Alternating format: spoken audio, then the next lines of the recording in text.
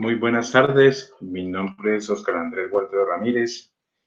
Eh, Entrando en materia sobre las tendencias actuales de la educación superior en Colombia y los desafíos que esta trae a tu rol como tutor en la educación mediada por entornos virtuales de aprendizaje. Inicio básicamente manifestando que la educación en Colombia, la educación superior en Colombia, digámoslo así, estaba antes de la pandemia, estaba dando unos primeros adelantos sobre, sobre la formación virtual, sobre el manejo de entornos virtuales de aprendizaje. Lo que hizo la pandemia básicamente fue acelerar el proceso, ¿cierto? Entonces, eso fue básicamente lo que realizó la pandemia, acelerar el proceso.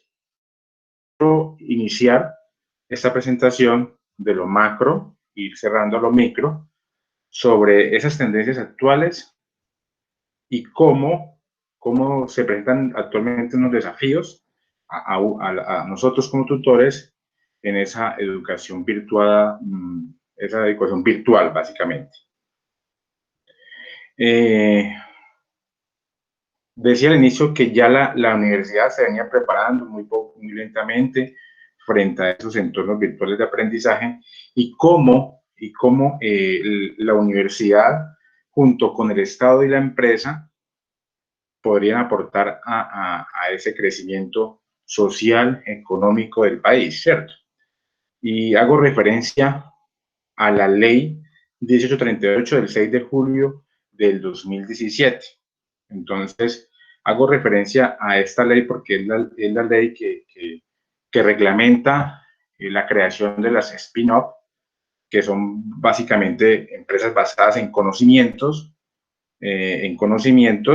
gestado en instituciones de educación superior, en las universidades, ¿cierto? Como resultado de investigación y desarrollo realizado bajo el respaldo de los laboratorios de estas universidades de investigación, donde, y que, bueno, también digamos o tengamos en cuenta que estas investigaciones deben estar articuladas con los planes regionales de competitividad y las políticas del Sistema Nacional de Ciencia, Tecnología e Innovación. Entonces, mira que esta ley ya, digámoslo así, comienza a indagar sobre esas tendencias de la educación superior y cómo a partir de esa creación de las spin-off podamos aportar de, de, aportar en ese proceso básicamente de la investigación de la investigación y cómo va a aportar al crecimiento de ese entorno económico y social del país. Tanto así que nunca, pues, esta ley le dio inicio, nunca se había tocado el tema de que los docentes investigadores, los tutores investigadores que realicen sus investigaciones en los spin-off puedan tener participación económica sobre los recursos que en algún momento se generen por la comercialización de los productos derivados de las spin-off, ¿cierto? Y lo que estamos haciendo aquí básicamente es copiando un modelo norteamericano, porque ya este modelo ya venía de Norteamérica. Y, por ejemplo, ustedes preguntan de dónde nacieron todas estas grandes redes sociales que en un momento conocemos, como el Facebook, WhatsApp, ¿cierto? Instagram, ¿cierto? Pues nacieron básicamente de unas spin-off, ¿cierto? Y ahí nacieron todas esas formas y a partir pudieron, digámoslo así, quiero plantear que aquí damos inicio con más tendencias actuales de las universidades y la educación superior por medio de la investigación. Igualmente, desde lo macro, quiero manifestar que la internacionalización de la universidad trajo consigo también las normas sobre mejoramiento de la calidad, ¿cierto? Y los rediseños curriculares. Unos rediseños curriculares que deben ser pertinentes para atender las necesidades de los interesados, apuntando también la posibilidad de impulsar la movilidad entre estudiantes. Entonces, mira que así como nosotros tenemos acceso a hacer formaciones en diversas universidades a nivel mundial, así otros estudiantes de otros países tienen acceso a realizar formaciones académicas en universidades de nuestro país, ¿cierto? Entonces, ese proceso de internacionalización básicamente permitió lógicamente, digámoslo así, darle respuesta a esas necesidades del entorno en el cual estamos sumergidos y que por motivos de la pandemia muy rápidamente nos hemos ido involucrando más, ¿cierto? Entonces, eso también lo quiero dejar muy en claro. Y ese proceso de internacionalización que le permite a la universidad brindar su formación virtual o presencial, semipresencial, por así decirlo, a estudiantes de otras universidades, exigió que sus currículos fueran de alta calidad, ¿cierto? Porque si yo como universidad, ¿cierto? Yo como universidad colombiana, quiero que vengan otros estudiantes de otras universidades, pues tengo que ofrecer un currículo de muy buen nivel, ¿cierto? Un buen nivel que responda a las necesidades actuales del mercado, ¿cierto? Entonces, es aquí donde esas tendencias actuales hacen que las universidades poco a poco venían de alguna forma comportándose y abriéndose a ese mercado virtual, ¿cierto? Lo que hizo fue la pandemia fue acelerar un poquito el proceso y la pandemia motivó a las universidades para poner en marcha estrategias innovadoras a fin de preservar su capacidad de adaptación, ¿cierto? Eso fue lo que hizo la pandemia y su dinamismo, porque en este proceso de internacionalización y pandemia, universidad de puertas abiertas, ¿cierto? Entonces también es importante tener una capacidad de adaptación y un dinamismo jugando un rol en el complejo juego de intercambios tecnológicos, con el fin de que las universidades sean aptas con el fin de forjar relaciones dinámicas y asociaciones que integren la competencia y la cooperación de las regiones, ¿cierto? Entonces, por ejemplo, hoy en día yo he tenido estudiantes colombianos que viven en otros países, en Australia, por ejemplo, en España, estudiantes de otras nacionalidades que pueden, por medio de la virtualización, ya ser parte de ese proceso de formación. Entonces, lo que hizo la pandemia fue acelerar un poquito más el proceso. Le puso el pie al acelerador, pero pues ya las tendencias poco a poco iban mostrándose. Las tendencias de educación hacia el futuro, ¿cierto? Entonces, hablamos sobre el rediseño de unos espacios de aprendizaje, ¿cierto? Entonces, es donde las universidades, por motivo de esta virtualidad, tuvo que entrar a rediseñar esos espacios virtuales de aprendizaje con el fin de propiciar una mayor colaboración, e interacción con dispositivos tecnológicos, ¿cierto?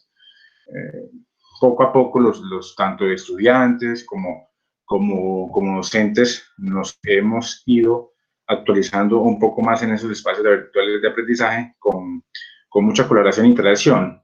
Alguien me comentó una anécdota de unos estudiantes de la Universidad X, pues el tutor tiene una experiencia en ambientes virtuales, pero en la otra universidad que trabajaba no eran expertos en ambientes virtuales. Cuando empezó la pandemia, él les dijo, bueno, vamos a desarrollar esa actividad y van a desarrollarla de manera colaborativa. La respuesta de los estudiantes fue, profe, ¿y cómo lo vamos a hacer? ¿Cierto? ¿Cómo así que cómo lo van a hacer? Pues estamos en pleno siglo XXI, hay muchas herramientas. Los estudiantes no conocían esas herramientas. El profesor, pronto por su experiencia en universidades virtuales, conocía las herramientas, pero los estudiantes en ese momento no la conocían. Entonces él tuvo que entrar a mostrarle todas esas herramientas como Google Meet, como Zoom, para hacer una reunión sincrónica y plantear el desarrollo de la actividad que él había puesto en ese momento, ¿cierto? Entonces, también una de las tendencias educativas en el futuro es sobre recursos educativos abiertos, unos recursos educativos abiertos con el fin de reducir costos y no limitar el uso de textos de calidad, básicamente. Entonces, esta es una de las tendencias también. Se espera también enfoques multidisciplinarios de la educación superior en alternativa al camino de grado tradicional. Lograr vías de educación a través de experiencias interdisciplinarias, ¿cierto? Interdisciplinarias con el fin de que conozcamos de las experiencias de otras personas, de otras universidades y de otros países.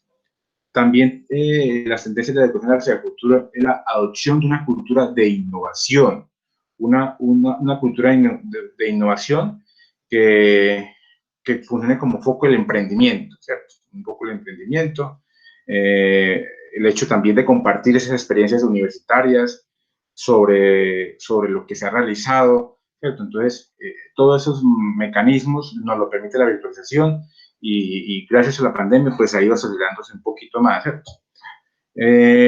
Por otro lado, se busca, y la pandemia creería yo que lo agregó un poquito, el hecho de crear alianzas con otras universidades, alianzas con el fin de que el profesorado, los alumnos realicen intercambios no necesariamente deben ser presenciales, pueden ser intercambios virtuales, ¿cierto? Donde los alumnos pueden conocer de alguna manera otros materiales muy diferentes que en su país no lo conocían, otras herramientas tecnológicas, otros software, por ejemplo, para apoyo de sus actividades en cierta materia. Le comento pues una experiencia propia. En la experiencia de gerencia de proyectos de la Universidad Nacional Abierta a Distancia, hay un curso que se llama Green Project. Green Project maneja un cierto software que posiblemente no tienen, o sea, no es tan manejable pronto en Brasil. Y hemos visto, por ejemplo, muchos estudiantes del Brasil que vienen y matriculan específicamente ese curso, Green Project, porque pues, les llama la atención que habla de proyectos ambientales, está en marco de una herramienta tecnológica que permite llevar aplicación del Green Project. Entonces, todos esos elementos de alianzas que se han llevado a cabo entre universidades con el fin de que existan intercambios virtuales entre alumnos y profesores, pues están básicamente respondiendo, a las tendencias educativas del futuro. Tenemos también muchos desafíos en el acceso tecnológico. Tenemos desafíos frente a las experiencias de aprendizaje, con el fin de que conectar a los alumnos con el mundo real y situaciones reales de trabajo que tengan que implementar, es básicamente a partir posiblemente de simuladores. Tenemos también desafíos como el adaptamiento de diseños organizacionales a las empresas del siglo XXI, a la universidad, ¿cierto? Entonces, traer esos diseños organizacionales de las empresas del siglo XXI a la universidad para que ellos los conozcan, ¿cierto? Para que ellos los conozcan y sepan también responder a ese mercado cuando salgan ya pues en su profesión. Hay otro gran desafío que lo he visto muy marcado, el tema de la equidad digital.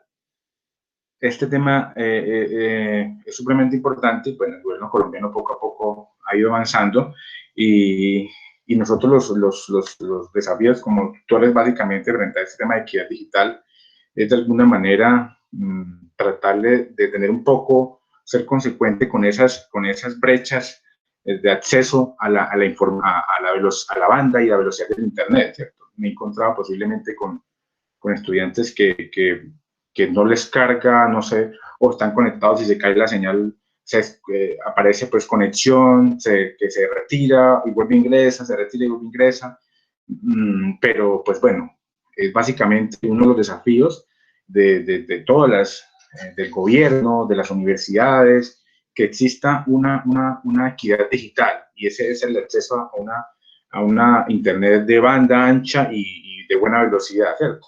Con el fin de garantizar esa experiencia educativa virtual y a distancia, por ejemplo, en algunos casos. Entonces, ese es otro de los desafíos, y uno como tutor pues se ha visto como que en los términos de que, bueno, comprendo la situación, y muchas veces personalmente me ha tocado, por ejemplo, brindar apoyo o brindar asesorías extracurriculares porque, profe, no pude conectarme, entonces, profe, el internet está fallando, entonces se tienen que crear asesorías extracurriculares.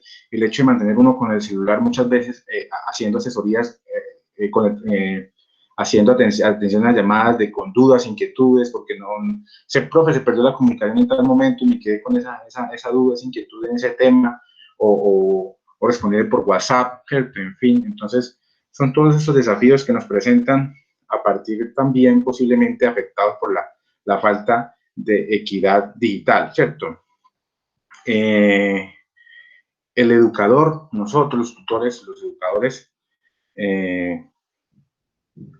necesitamos conocer y necesitamos conocer, y también necesitamos, digámoslo así, capacitarnos en herramientas tecnológicas y metodológicas de aprendizaje activo, ¿cierto? Como el aprendizaje basado en proyectos y el aprendizaje basado en problemas, con el fin de que ese mismo aprendizaje que usted puede basar en proyectos o en problemas lo apliques en la formación virtual, y el alumno sepa, el estudiante sepa la respuesta a esas situaciones que se presentan por proyectos o por problemas, ¿cierto? El hecho de resolución de casos, por ejemplo. Entonces, posiblemente necesitamos eso también, que conozcamos un poquito más de eso y no nos enfrasquemos como esa metodología tradicional de texto, lectura. No, también hay que poner, involucrarnos más con un poco de eso, pensaría yo, pues, desde el punto de vista personal. También pienso que nosotros los tutores, los docentes, debemos tener un espacio un poco mayor a crear esas herramientas digitales con el fin de llevar a cabo las exposiciones más amenas, ¿cierto? No utilizar, no ser unas exposiciones digitales muy planas, no, para nada. O sea, la idea es que utilicemos algunas herramientas digitales, pero resulta que en el manejo de esas herramientas digitales y en la misma experiencia que uno va tomando con esas herramientas, uno muchas veces requiere más de tiempo. Y muchas veces, pues, creería yo que faltaría ahondar más en este tema, el tiempo para que el tutor docente prepare esas herramientas digitales y las comparta con sus alumnos, y la presentación de la temática no sea tan plana. También es importante que se lleven a cabo desarrollos en tecnología analítica, ¿cierto? Con el fin de identificar esos datos del alumno y mejorar las experiencias educativas, ¿cierto? Entonces, mira que yo me he encontrado con alumnos posiblemente con información de alumnos posiblemente de algunas partes que son difíciles de acceso a Internet, que son de comunidades vulnerables, son como comunidades indígenas, comunidades afrodescendientes, que están muy apartadas, ¿cierto? Entonces, que necesitan posiblemente algún seguimiento, acompañamiento un poco más especial, ¿cierto? Entonces, frente a eso, las universidades y nosotros los docentes tenemos el reto de crear unas tecnologías analíticas, ¿cierto? Analíticas con el fin de analizar, valga la redundancia, de analizar toda esta información que en las bases de datos podemos tener de nuestros estudiantes. Bueno, es básicamente lo que quiero plantear acá. Me despido con esta reflexión. Dicen los especialistas, estiman que a medida que la educación superior se aleje de las lecciones tradicionales basadas en conferencias, que se garantice el acceso a la tecnología y se desarrollen programas de aprendizaje activo, ¿cierto? Es aquí donde entran a jugar el aprendizaje basado por problemas, el estudio de casos, la interacción de experiencias que motivan el emprendimiento y la innovación. Entonces, cuando se comienza a trabajar de esta manera, las aulas responderán más a las necesidades del trabajo del mundo real, ¿cierto? Entonces, es básicamente con lo que me quiero despedir. Muchas gracias y feliz tarde para todos.